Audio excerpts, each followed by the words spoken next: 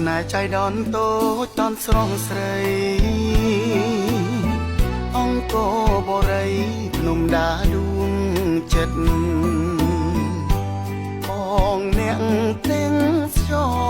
លងស្នេហ៍បមិត្តតាកៅផ្ដេកផ្ដិនចិត្តស្នេហ៍ភ័ក្រក្ដី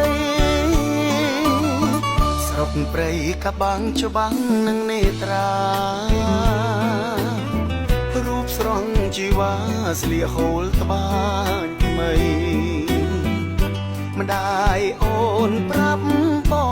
ងសូត្រស្រុកយើងល្បី